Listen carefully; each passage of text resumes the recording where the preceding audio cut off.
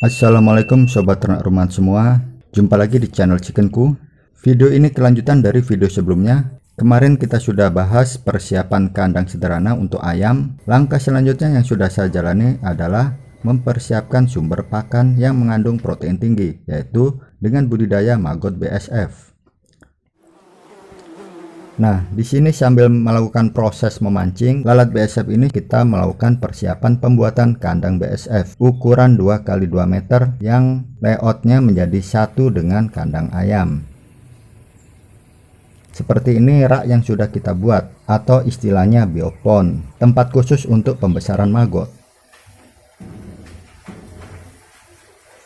Kalau kandang lalat BSF-nya, pondasinya sama dengan kandang ayam menggunakan batu kumbung. Agar lebih aman, pada bagian bawah kita berikan semen sebagai penutup.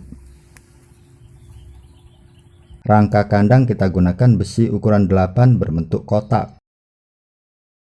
Masing-masing digabungkan hingga membentuk rangka, baru kemudian dibungkus dengan jaring. Lalat BSF ini sudah dijelaskan di video sebelumnya. Kita memancing secara alami lalat BSF liar dari alam. Bisa dari kumpulan sampah buah-buahan, terutama kulit nangka. Maka aroma dari sampah buah-buahan tersebut akan memancing lalat BSF datang dan bertelur di sekitar sampah organik tersebut. Jangan terlalu dipikirkan nanti lalat BSF-nya akan datang atau tidak, atau lalat BSF ini datangnya dari mana. Pokoknya tugas kita menyiapkan saja bahan sampah organik untuk menarik perhatian lalat ini datang.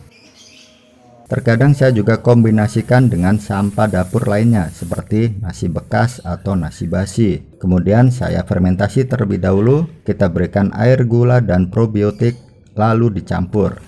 Selanjutnya dimasukkan ke dalam plastik, diikat rapat, lalu disimpan selama seminggu.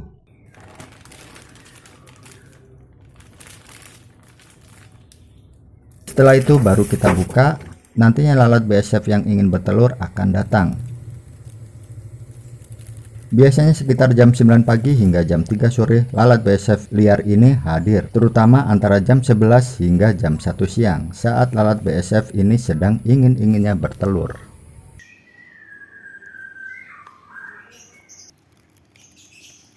Kalau sudah bertelur dan menetas, baru kita pindahkan ke dalam kandang budidaya BSF. Jadi proses memancing lalat BSF ini hanya dilakukan sekali saja, saat awal saja. Selanjutnya karena maggotnya sudah dikurung, maka tidak perlu lagi memancing karena budidayanya akan dilakukan di dalam kandang BSF yang telah kita siapkan. Kalau Anda tidak mau ribet, Anda bisa saja beli telur atau calon indukan BSF yang sudah tersedia. Di toko online tersedia banyak sekali. Untuk pintu saya gunakan sisa paranet seperti ini, sehingga kalau mau keluar masuk kandang masih bisa, masih gampang dan masih cukup leluasa. Kalau sekedar memberi makan maggot saja tidak perlu masuk, hanya tangan saja yang masuk maka sudah bisa dilakukan.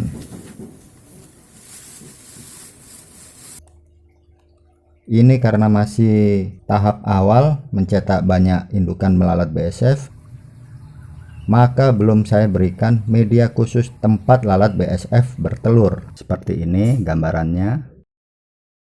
Masih saya biarkan lalat-lalat BSF ini bertelur di sekitar media.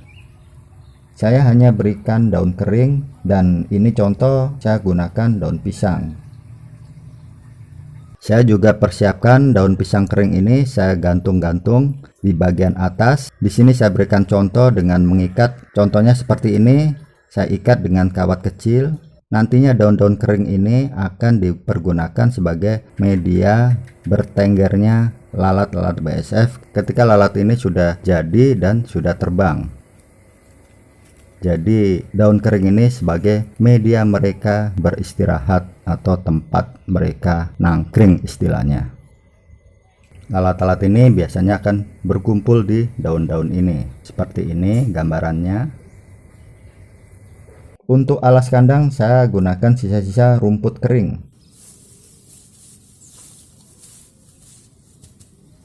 Sedangkan untuk memberi makan maggot-maggot ini, kita di sini bekerja sama dengan warga sekitar yang menyediakan limbah-limbah dapur atau sampah-sampah organik apapun. Seperti ini contohnya, ada sampah-sampah organik dari warga, ada kue-kue bekas ataupun nasi-nasi bekas atau bahan makanan lain yang sudah basi.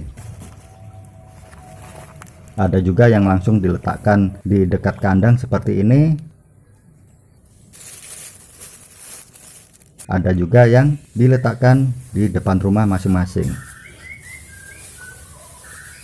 Tugas kita mengumpulkan sampah-sampah tersebut yang biasanya diletakkan di depan rumah masing-masing warga. Sebagian juga ada yang menyediakan di bak sampah. Sementara ini berhubung maggotnya masih sedikit, maka tidak semua sampah organik dari semua warga kita ambil, hanya tertentu saja. Jadi untuk makanan maggot-maggot BSF ini kita selalu ada bahan, ada stok yang cukup, belum lagi ditambah sampah dari buah-buahan di depan rumah warga seperti jambu yang sering berjatuhan, kemudian kita kumpulkan. Ada juga beberapa mangga yang juga berjatuhan. Pokoknya saling bersinergi dengan masyarakat setempat untuk penyediaan makanan maggot BSF ini. Terkadang ada juga bahan yang seperti ini. Ini adalah gaji ya, gaji atau lemak. Daripada terbuang, ini sudah direbus kondisinya. Biasanya saya diamkan dulu, ini masih banyak airnya. Kita diamkan dulu, seminggu kemudian maka menjadi beku seperti keju. Jadi bisa kita berikan ke maggot kapanpun, karena nantinya akan mengeras, mengering seperti ini, dan kita bisa berikan kapanpun. Dan maggot-maggot ini pun semakin cepat besar.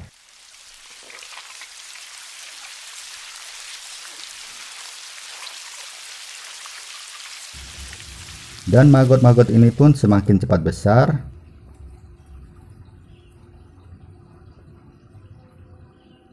Kemudian akan menjadi prepupa dan menjadi pupa. Warnanya menjadi coklat kehitam-hitaman seperti ini.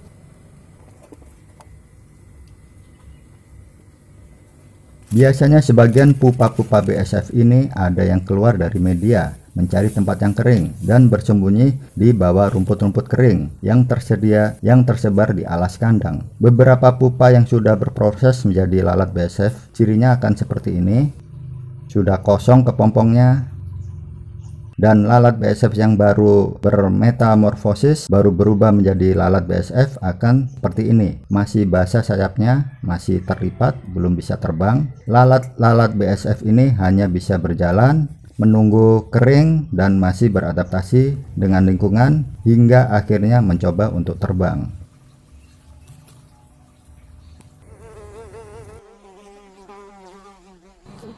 Dari sinilah siklus hidup lalat BSF dimulai. Lalat-lalat BSF ini akan melakukan proses kawin. Kita lihat terjadi proses perkawinan beberapa pasang lalat BSF di dalam kandang budidaya ini. Selanjutnya, indukan lalat BSF ini akan mencoba bertelur di media sebelumnya. Setelah kawin ataupun bertelur, lalat-lalat ini akan mati. Siklus hidupnya pun berakhir. Dari telur-telur BSF yang menetas akan menjadi maggot kembali yang kita besarkan. Lama-lama maggot BSF ini menjadi banyak, bisa kita panen, sebagian kita bisa jadikan indukan kembali,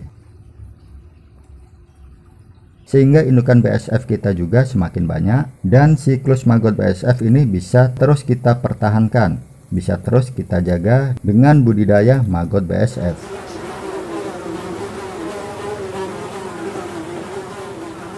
Kita semua tahu bahwa maggot BSF mengandung nilai protein yang cukup tinggi, antara 40% hingga 45%. Tentunya sangat berguna sekali buat pertumbuhan ternak-ternak kita, baik unggas maupun ikan. Tergantung ukurannya, kalau ikan-ikan kecil kita berikan ya maggot yang masih berukuran kecil. Tapi akan lebih baik lagi kalau maggot ini kita olah terlebih dahulu. Hanya saja dengan media yang seperti ini, yang menjadi hambatan adalah banyaknya semut. Jadi kita sediakan kapur anti semut, kapur anti serangga. Seperti ini kita batasi. Jadi semut-semut ini sering menyerang, dan menjadi korban adalah bisa maggotnya, bisa pupanya, atau bisa juga lalat-lalat yang baru saja keluar. Di next video kita akan coba buatkan video khusus pengolahan maggot BSF ini menjadi pakan yang siap jadi dan bisa kita simpan. Terima kasih telah mengikuti video-video dari chickenku selama ini. Kita jumpa lagi di next video. Salam sehat, salam sukses selalu buat kita semua. Salam satu hobi. Terima kasih.